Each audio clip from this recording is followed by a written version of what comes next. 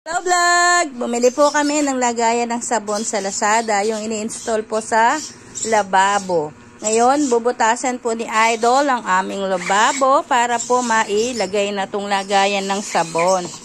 Para lumuwag-luwag ang aming lababo. Wait lang, tignan natin magbuta si Idol ng lababo.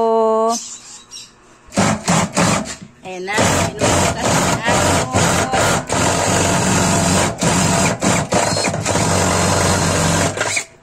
Yun. O, tapos, dyan, ipapasok yung pinaka-hose at parang gripo or pump nung lagayan ng sabon.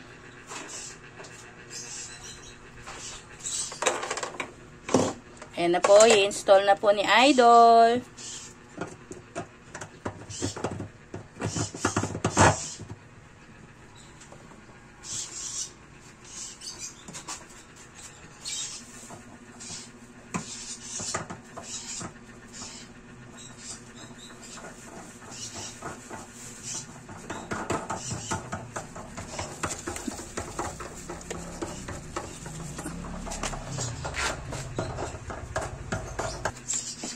Next, ipapasok na po yung hose.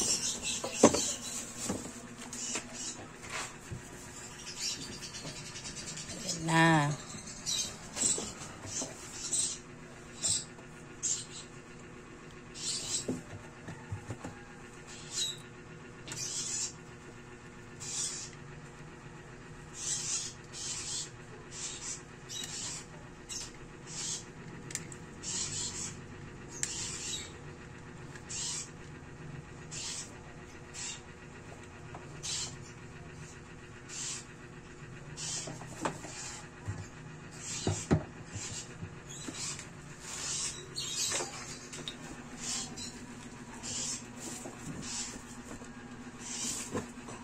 Ayan guys, ilalagay yung pinaka bola do sa dulo ng hose.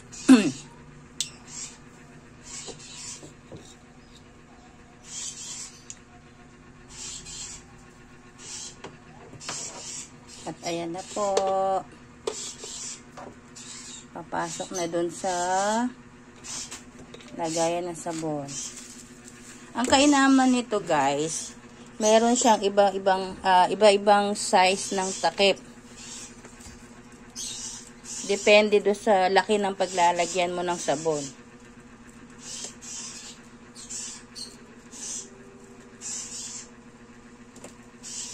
Yun, tapos na. O, subukan ngayon natin, Idol, kung lalabas na yung sabon doon sa pump.